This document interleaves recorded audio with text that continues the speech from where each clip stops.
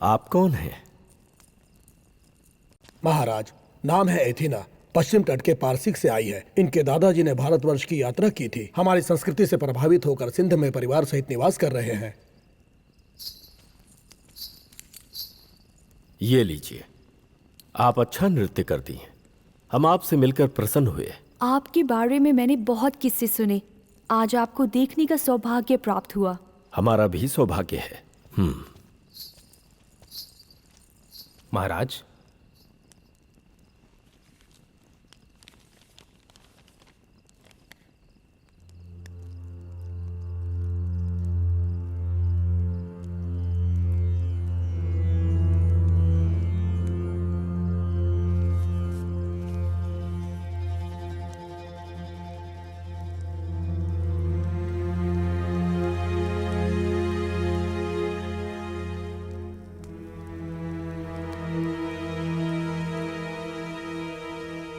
हमारे मित्र, वाह, अद्भुत है शिल्प सौंदर्य।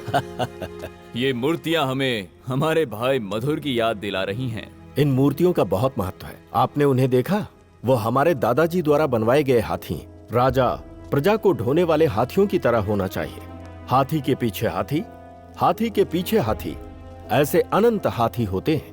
आखिरी हाथी को पहले हाथी का चेहरा भी नहीं दिखता, लेकिन फिर भी उसकी चाल नहीं बदलती, न राह बदलती है। विश्वास बहुत बड़ी चीज है। पूंछ पकड़ने की जगह सूंड नहीं पकड़नी चाहिए। बहुत अच्छे मित्र। इसलिए एक दूत को भी हम इस बात का अनुसरण करवाते हैं। बीच में अगर एक भी बुरा हाथी हुआ तो सब समाप्त हो जाता है। हमारे यहां भी 2 बुरे हाथी हैं। उनके साथ क्या करना चाहिए?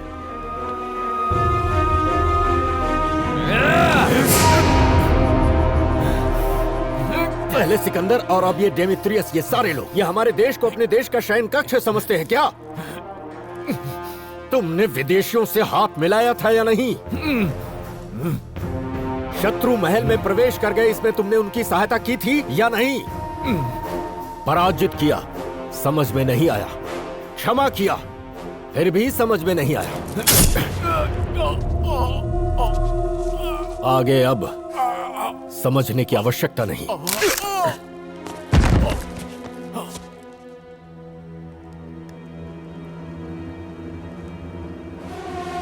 इस झुंड में भी एक और बुरा हाथी है।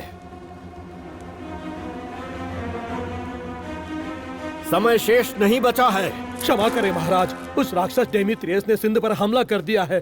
सारा प्रांत शमशान भूमि बन चुका है। मंदिरों को तोड़ रहा है महाराज। इस कल्याण राज्य के राजा कांजी राव ने हमें संदेश भेजा, यदि हमने विदेशी सेना की सहायता की तो वह हमारे राज्य को छोड़ देंगे। उस स्वार्थ के लिए ही अनजाने में हम ये अनर्थ कर बैठे महाराज। शहराटों के संहार से हमने नया युग प्रारंभ किया था। अब यवनों की पराजय से पश्चिमी शासन का क्रियाकर्म होना चाहिए। ये अब हमारा आखिरी युद्ध होगा। अब तक हमने लोगों को क्षमा किया, लेकिन अब क्षमा नहीं करेंगे। नए निर्माण किए गए अपने भारत देश का हम उन विदेशियों के रक्त से अभिषेक करेंगे। सामने आया तो मृत्यु देंगे, नहीं आया तो ढूंढ कर देंगे। चाहे जो हो जाए, देश का गर्व बढ़ाएंगे हम। जय हो अखंड भारत की, जय हो अखंड भारत की, जय हो अखंड भारत की, जय हो। युद्ध में जाने की तैयारी की जाए।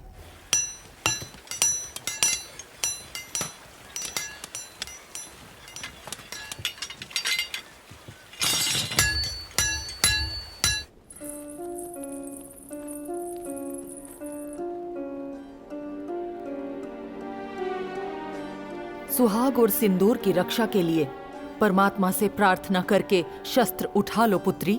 ये तलवार कोई साधारण तलवार नहीं है। इसमें 33 राजाओं का राज्य मिला है। ये बहुत शक्तिशाली है। इसी प्रचंड खड़क से अब महाराज युद्ध भूमि में युद्ध करेंगे। वीर के हाथों में ये शस्त्र अगर वीर की पत्नी देती है तो वो रक्षा कवच बनती है।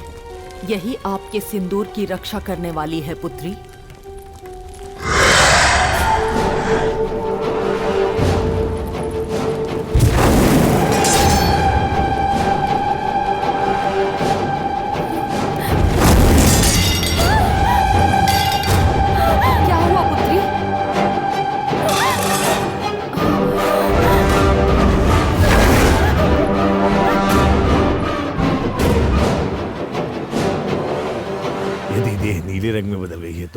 चक्रवर्ती के साथ जरूर कोई दुर्घटना होगी। शास्त्र असत्य संकेत नहीं देते, वो हमेशा सत्य ही संकेत देते हैं। भूमि जन्म देती है, अग्नि जलाती है, जल सुखाता है, वायु भाप बनाती है और वायु ही मनुष्य की आयु बढ़ाती है। मनुष्य की भांति तलवार बोल नहीं सकती, शुभ अशुभ के संकेत जरूर देती है। यदि महाराज युद्ध में गए तो अनर्थ हो जाएगा और वो क्या होगा हम नहीं बता सकते।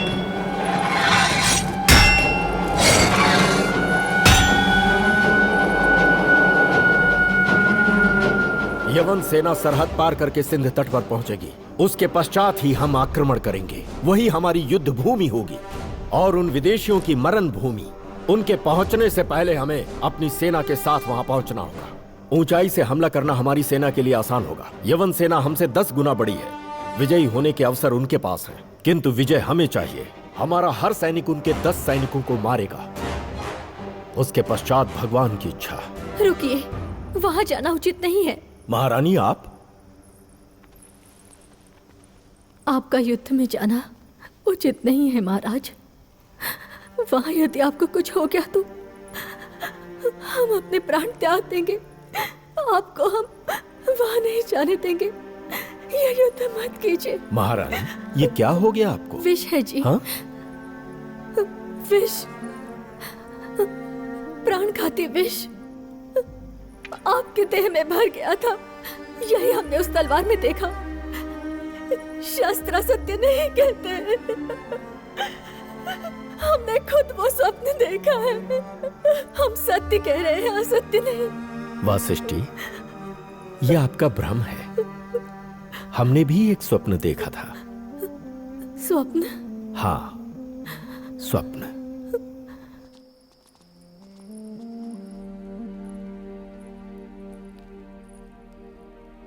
धर्मनंदन, हमारे पुत्र पर युद्ध में विष का प्रयोग किया जाएगा, ऐसे संकेत मिल रहे हैं। कहीं ये हमारा वहम तो नहीं? ये वहम नहीं हो सकता माता, पूर्वाभास है। आप सहायता कीजिए।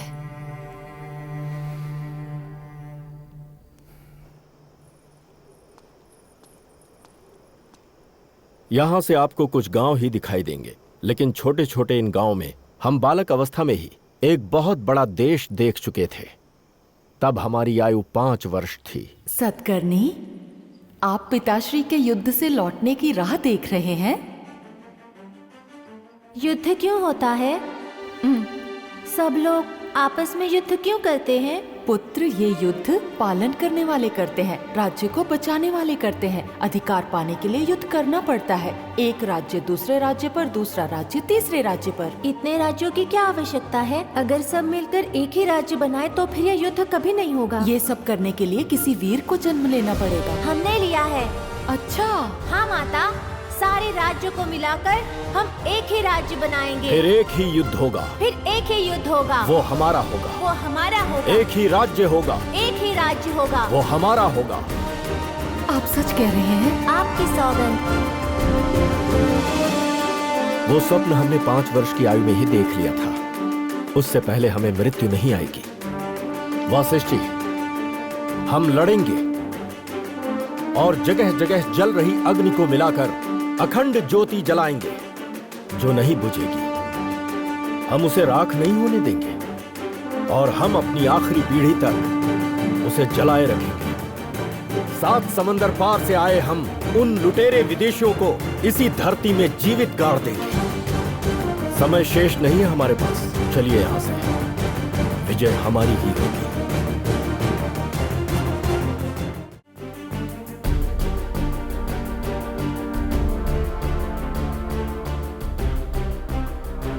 ये लीजिए, आचार्य धर्मानंद जी ने आपके लिए भेजा है। महाप्रसाद। संकट ज्ञात होने के पश्चात भी भेज रही हूँ।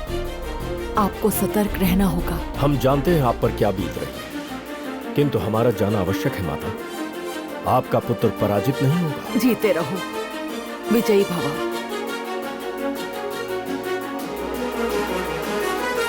वरदान दो, रण क्षेत्र में विजय श्री मिले।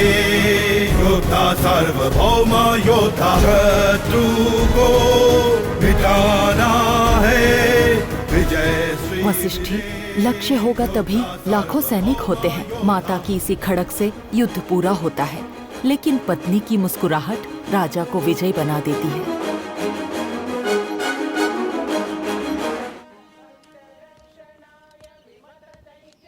रुकिए,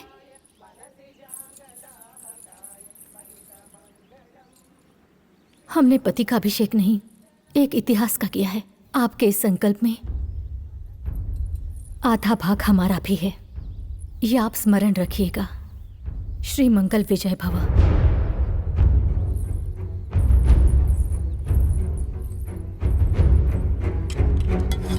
तैयार हो। तैयार